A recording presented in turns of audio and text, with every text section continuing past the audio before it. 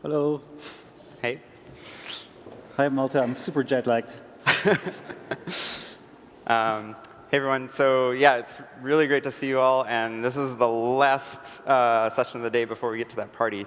So we're really excited. Thanks for sticking it out. So this is the second year straight that we're doing this talk to end day one. And we got good feedback on it last year, so we thought we'd continue it. And really, there's just a few goals we have here. You heard a lot in the keynote this morning. It's a lot to take in at one time. And then throughout the day, you heard more and more details about the various things that we talked about. So we just want to kind of bring those back up to the top level and contextualize everything together with our roadmap. And also, tomorrow's going to be really fantastic. So we want to call out the things that you can look forward to tomorrow as we kind of like bring all the components of the roadmap tomorrow.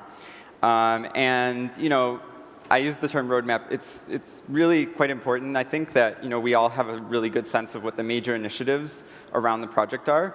And so you're going to kind of get that take from Malta and me, which is kind of a Google kind of take on it.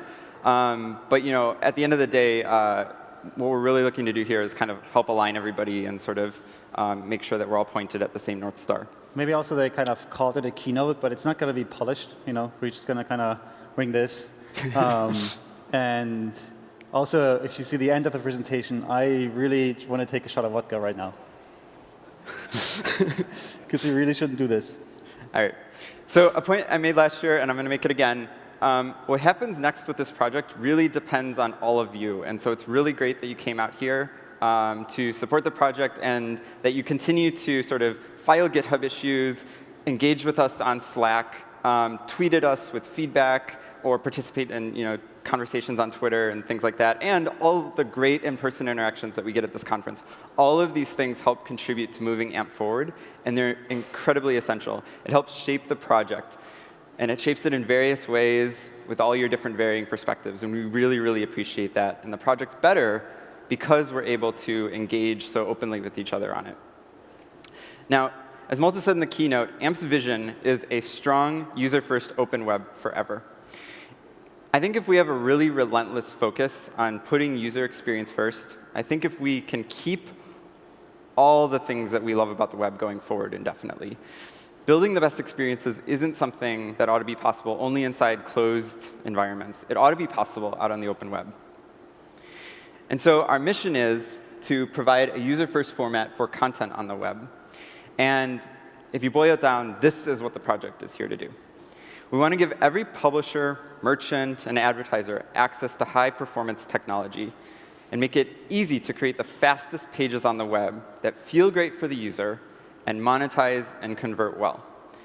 By being able to focus on their core strengths, content providers should be best equipped to control their destiny on the web.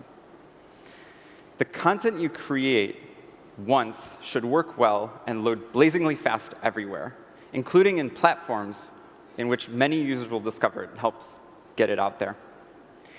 And we believe it's key, and really the only workable setup, to operate in an open manner with active public engagement and contributions from anyone in order to foster a healthy ecosystem that's going to work for everyone. So as I said, Malta and I are on a team at Google that devotes 100% of its time to AMP. And just like other teams at Google, each year we write down OKRs, which stands for Objectives and Key Results. And so last year, we started this tradition of sharing these. And so we're going to follow that exact same pattern in the talk this year. So basically, this is how well-constructed OKRs look. You start by knowing what kinds of things you want to see, what things you want to change, and you call those your objectives. And then you figure out a measurable way to indicate that you've met that goal. And you call this your key results. And then, finally, you figure out the tons of individual projects and tasks and launches, all of your activities that help move the needle toward achieving your goal. And so what's new this year is because we did it last year, we're going to take a look back, and we're going to tell you how we think we did on all those things. So when you see green, it means we think we did great. Yellow is OK. And red means we want to do better. All right. So one of our first key results was around users prefer AMP content over classic web and app content based when we control for speed. And so we ran some human-rated evals using standard Google search kind of caliber methodology. And what we found is that even controlling for speed, there was a clear preference gap where AMP was outpacing non-AMP content, which we're really excited to see. And at the end of the day, like amongst everything, like this is kind of squarely where focus ought to be. And so we're really glad with that result. We also wanted to, getting down to the metrics of performance, we wanted to, decrease the time for first contentful paint. And so we made a lot of really strong improvements here through things like server-side rendering, which we talked about and blogged about throughout the year. The challenge was that we were unable to scale it kind of to the full extent we needed. So we ended up kind of in a mixed state where we have a really exciting path ahead of us once we're able to solve that scaling problem. The exact metric is currently being applied to 60% of documents. And we want to get this up to 80 to about 90%. Right. And then finally, e-commerce was something that we really started to go big on last year. AMP bind was a big centerpiece that we thought would unlock a lot of opportunity there. As the year went on, we started to really get the gears turning and getting a lot of feedback around e-commerce.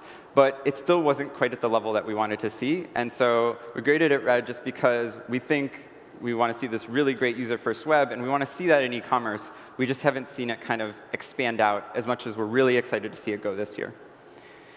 Now, moving ahead, another objective we've had was around display advertising on the web. And so we want to do this really awesome stuff around measuring battery consumption and frame rate and making sure that it was better or equivalent than the same AMP page when you loaded it with non-AMP HTML ads. And so we got to the point of measuring it, and we had some really promising data. But the sort of sample size of our measurement was too small for us to really feel great about grading the screen, so we gave it kind of a middle yellow rating. I guess when I said that this wouldn't be a polished presentation, I meant myself and not Rudy. Yeah, moving on, we had a goal to catch all performance regressions before we released them. We did not achieve this, so there were definitely a few. Although I think, in a way, you could even score this green, because if you look at the real user measurements, they're stable to improving, obviously, because we had that server-side rendering initiative. But basically, we weren't able to completely catch all these in regression testing. Then we, every year, have this OKR where the core framework leads, Justin, Dima, and me, feel good about the core framework. So how do you feel about it? I feel pretty OK about it. So the way I think about it is, like in general, like if you see like the vast increase in use cases of AMP over the last year, and how that changes what you want to do with this piece of software that was originally designed to like render news articles, you have to make changes, right? And so it's important to independent of all these like product-driven improvements that you want to make, that you just keep improving the framework. And then finally, work on AMP is productive. I would never score this green. I'm never satisfied with like build times and stuff, but I think it's all right. Next one, we wanted to have 90% of developers feel that AMP is the best documented JavaScript library. We unfortunately didn't really get around to measuring this, so we had one sample, so we had pretty good results. So we felt it's worth scoring yellow. Similar to the performance regression, so we had the very extreme goal of like not unintentionally shipping a breaking change in 2017. We definitely have shipped breaking changes, and then we had to roll all back our production build, etc. We've been this was a very ambitious goal. I think last year we've been investing in infrastructure so we can know what's a breaking change by essentially visually diffing pages with old and new releases. And in the last year, we've been able to roll this out for kind of a fixed set of URLs. As we speak, basically, we're making a change where every release would go through a large number of pages, and they're basically diffed, and so we have a very good idea what changes between releases. We had a goal to get 10 new non-Google regular contributors on GitHub. The actual result is 8. I think it's pretty cool, but not quite what we wanted, 10. So we go with yellow. And then finally, we had the goal of Conf 2017 being a smashing success. Was anyone there? I think it was really cool, I think. I liked it. So we gave ourselves an non-humble green. Well, so that was our scoring. But let's go for what we actually want to do in 2018, besides having AmpConf in Amsterdam. our first goal is, or our first objective is, to enable publishers to build the best app-like content consumption experience on the web. And I want to kind of dive into that app-like aspect. So what we mean, and I think it's important to see the evolution. So we, if you remember, just from the scoring, we had the goal last year to ensure that AMP pages, at least when controlled for speed, match the equivalent web experience by the same publisher, right? And that's kind of more of a baseline goal, right? You know, we wanted to ensure objectively that we're actually building something that isn't worse. So now we completely turn this around because we're pretty confident about that it's actually better, but we want to raise the level. So that's kind of the commoditizing excellence idea, right? That we take whatever is, you know, and we picked app-like because people usually associate quality with apps. I'm not sure that's a great idea, but basically we say whatever is the highest class experience for content consumption, and we want like all the AMP pages to be better, right? That's our kind of audacious goal. So probably not going to be rated green, but maybe a good yellow. So how do we do that? We want it to be possible to do more things more easy with AMP. And in particular, what that means is that we going from like these standard, like baseline component that are absolute must-haves, more in the vertical stack. So an example would be something like, you know, that videos can like automatically minify, like you might be used from the YouTube app, so that works on web pages as well. Here's a very ironic slide, by the way. It's supposed to show infinite scroll, but the slide is broken and it doesn't scroll.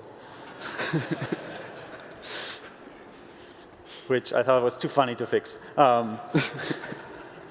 So yeah, well, I mean, I think it's one of the most requested features, and so there's definitely going to be infinite scroll support in AMP, both in terms of what you want, like in an e-commerce store, we can load more products as you scroll down, and in terms of what I think is pretty popular now in the publishing space, where you can like load more articles as you scroll down the page. So those are both features that are going to come to AMP. And so our key result here is commoditized app quality experiences in AMP publishing. And once again, we're going to use human eval to objectify this metric. So things we're going to do along this way are like AMP stories, which you've obviously seen. We have a key result for that, which is establish AMP stories as a new content format for meaningful, useful visual storytelling with healthy adoption and visibility across the mobile web. Woo! Also in this space, we've seen this slide. We're working on making AMP a better framework for building your website. We have the great story between AMP and PWA that has been mentioned before. And so pretty straightforward key result of AMP being considered a library for building first-class web pages, right? Which that's not what it's considered right now, and that's our goal. All right, back to Rudy. Thanks. OK, second objective area is around e-commerce. Enable e-commerce developers to build the most frictionless purchase flows on the web. All right, so we believe the whole end-to-end flow of buying things on the web should be made as excellent as possible. And this goes from the beginning of the process, where you're seeking something out or serendipitously discovering something you want to buy, through to the middle, when you shop and compare and research, and then ultimately purchase. And then finally, shopping just doesn't end with buying something, giving in your credit card. You actually need to receive the thing, and there's customer service backend to things. And so we think this whole end-to-end flow should be excellent, and this is kind of how we conceptualize about e-commerce. And we believe AMP can play a really positive, transformative role, particularly in this middle section, where you're kind of buying things and shopping on the site. And so we just want to bring that excellence to more places. And so last year, we debuted AMP Bind here at AMP Conference. And since its launch, we've seen it unlock a ton of capabilities. If you saw those Gmail demos earlier today, you saw like Bind being used all over the place. So it's clearly a very expressive, very useful tool. And it's helping developers to accomplish things that could have never dreamed of building in AMP or wouldn't have been able to be done quickly. So if you haven't looked at AMP in a while, and especially as the complexity of your project increases and there's more interactivity, this is definitely going to be a really key thing that you're going to want to check out. And so now that solid support's available, and there's going to be much more on the way soon in the form of date picker support and things like that, a lot of 2018 is going to be about scaling e-commerce as much as we can. And to do that, we need your feedback. We need you building stuff. We need you telling us what you need, where there can be enhancements, and things like that. And so ultimately, this drives at a couple key things that we want to track. The first is around kind of adoption. We would like many of the top e-commerce sites to have adopted AMP as part of their purchase experience. And we'd also like that adoption to translate into meaningful results through higher conversion rates that various folks are achieving with launching their AMP experiences. And I should also note, we have a ton of really great talks tomorrow morning around e-commerce, so please come and check those out. So our third objective area is around maintaining the web as a vibrant marketplace for publishers and advertisers. As we said in the keynote, something needs to fund content. And so this has always been at the heart of AMP, and we've always believed in a lot of flexibility in how people go about doing this. And so we've closed the gap a lot with ads revenue parity, comparing the revenue made on AMP pages to non-AMP implementations. And one key theme that we've noted is that investment into your ad setup in AMP really does translate into success with ads in AMP. As publishers have gone about optimizing their setups, this has been correlated with seeing stronger results. But it doesn't just stop there. We've heard feedback around functional gaps.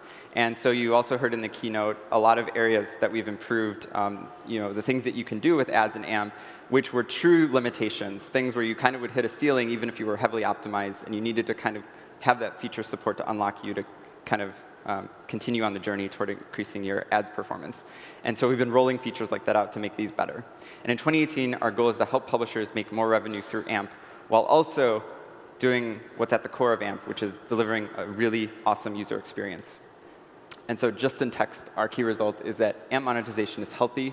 The median revenue for AMP is going to beat the non-AMP pages across all ad networks.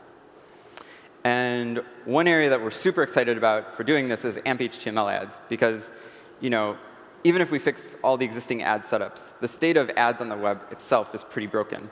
And we think AMP can play a really transformative role in helping to solve some of this.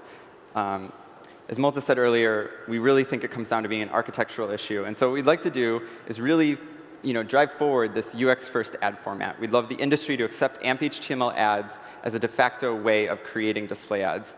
And so what this will require us to do throughout the year is enable AMP HTML as the primary ad format in ad developer tools, and to convince large ad servers to be able to deliver these ads. And so we're going to work with these various ad tech organizations and ad industry bodies like the IAB toward establishing this as a neutral open source ad standard across the entire web. And so, basically it boils down to, in terms of key result that we're looking to drive, is really increase the proportion of ads served to AMP pages that are AMP HTML format ads. And so finally, last year, AMP support was rolled out in AdWords, and it's been really exciting to see this kind of new canvas and advertiser adoption around this feature. Several folks are seeing AMP delivering improved results for their paid traffic. And so basically, we want to see AMP continue to provide that value in the ecosystem through higher conversion rates. And ultimately, with higher conversion rates, should hopefully come further investment from folks. And so we're super excited about kind of delivering that full chain of value throughout the year. All right, back to Malta. All right. Yeah, so as the final point here, we really want to refine AMP's strategy along two lines, which I think we've talked a little bit about in the keynote, but just want to give a bit more context here. So one is that we want to make AMP be indistinguishable from other web content users, right? So that refers to, for example, the google.com/AMP URLs, which make them distinguishable. So we want all of that to go away. And on the other hand, we want to double down on AMP's ability. I'm going to talk about that later. And our objective is very simple: be a great citizen of the open web, with the primary part being the invention of privacy-preserving pre-rendering in a way that works on publisher domains, right? So that was the primary technical gap that we are trying to fill and that we're filling right now. So with that, with the key result just being very simply, AMP documents appear under publish URLs when feasible, starting in Chrome this year. I should actually talk about that starting in Chrome a little bit. So AMP it relies on web packaging, which is a new web standard. Browsers have to implement it. And obviously, we have the benefit of being able to talk to our friends on the Chrome team and together with them plan to implement this, but we don't have any influence on other browser engines. One interesting thing that my team has been starting to do for over a year now, we actually are working together with a company called Igalia to fix bugs in WebKit that we want fixed, which I think is great. Like, I find this very empowering as a web developer to be able to like not only be like annoyed by browsers, but like actually fix them. And so this has been something we've been doing for a while, and we would at least make available the option to WebKit that we would actually do the implementation of this feature. But that obviously does not mean in any way whatsoever that Apple would take that change. And it also, there are concerns around the standards, so you never know how this works out. But I think it's something we're definitely going to drive. Another aspect of this is that we want AMP to continue to grow as a multi-vendor open source project. I think there's been some good progress in this, but we actually have a bunch of ideas that we're not going to go all the way in how we can make this much better. The key result being that 3 organizations who have not actively contributed to AMP begin to actually do that this year. All right. And then I want to talk about the second aspect, so the second part of the strategy. The first is make AMP basically go away as something that's perceivable. But then on the other hand, we want to kind of double down on AMP's embeddability where it makes sense. A cute slide about that.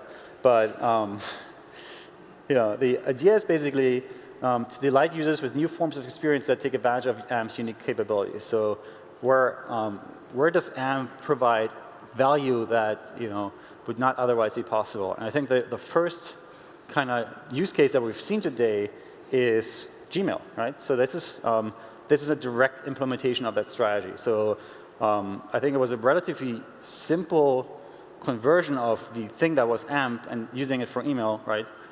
You just couldn't have done this with any old web document, right? Like if you've ever written an HTML email, they're like heavily sanitized, they're heavily like lowest common denominator because there's all these clients, right? So it was I think a really nice implication of AMP. Key result being launched in AMP for email integrations this year. Straightforward. There's more stuff that we're going to do. Unfortunately, it was not authorized to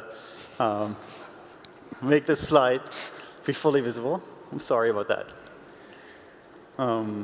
Gotta keep some secrets, right? Gotta show something at I/O. Don't make them come there. There's one other thing, though.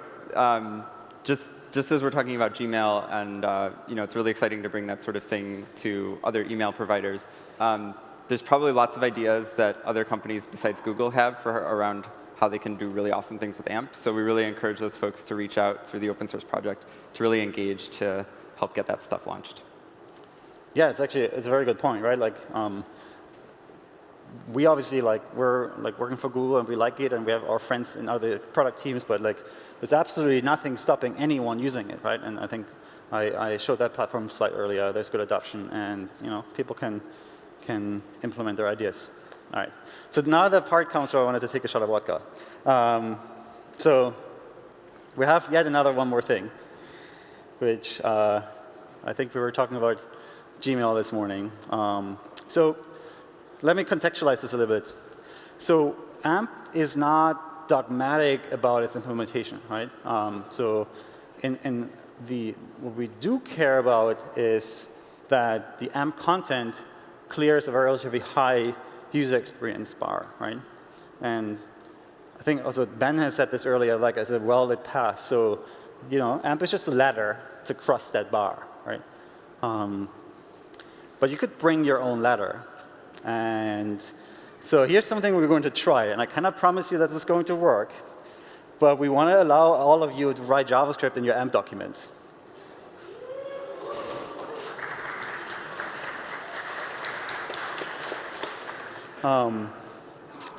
So how will this possibly work?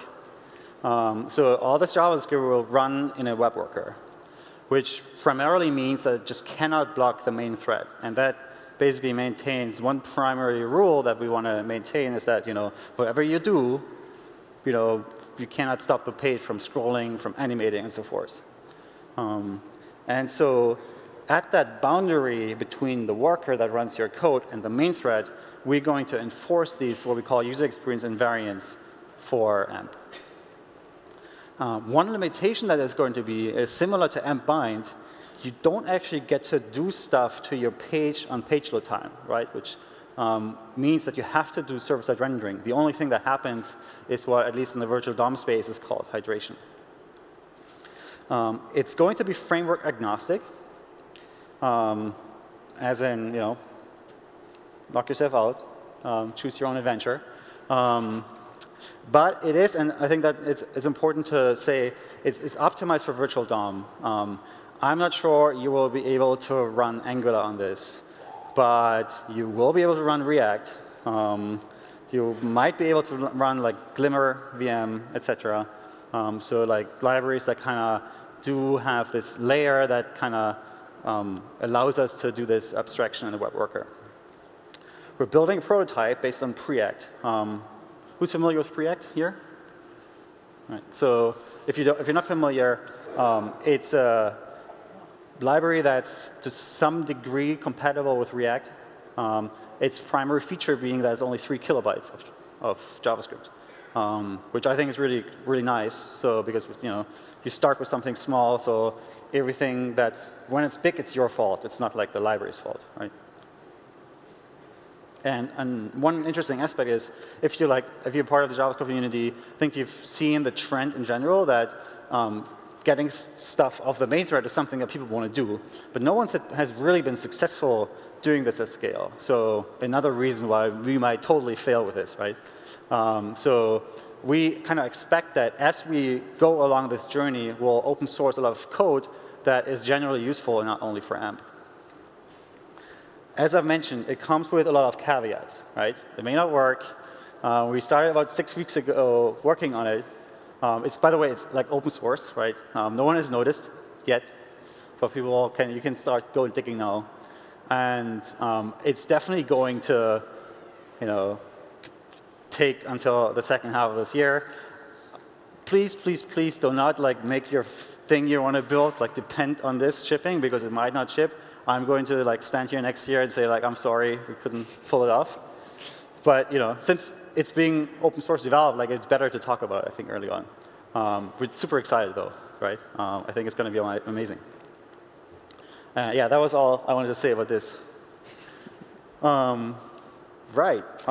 Now do you want to do this? Sure. So yeah, we're up on time.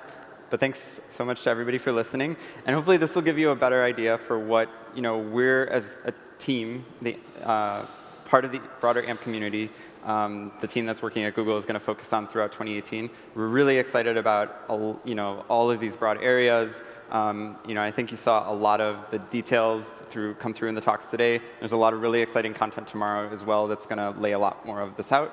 And so, yeah, we're really excited about that. Thanks for kind of listening here. And yeah, one more thing. Not yet another one more thing. No, there's something we did last year. I think it's we have a party coming up. It's going to be apparently a quiet party, so you can actually talk. I think for many of you, it'll be very interesting to talk to people on the AMP team, so that you actually know who you should talk to. Could everyone on my team please come up here? And on sister teams and brother teams. If you recall this from last year, there's now a few more people.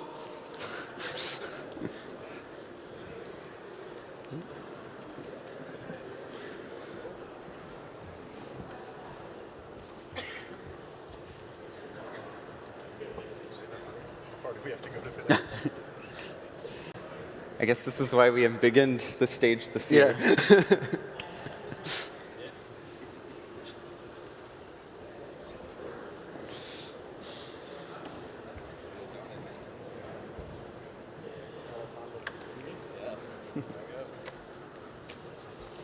Finally, opportunity to take a group picture. I didn't have a phone. I can't take a selfie. We need the world's largest selfie stick to do this.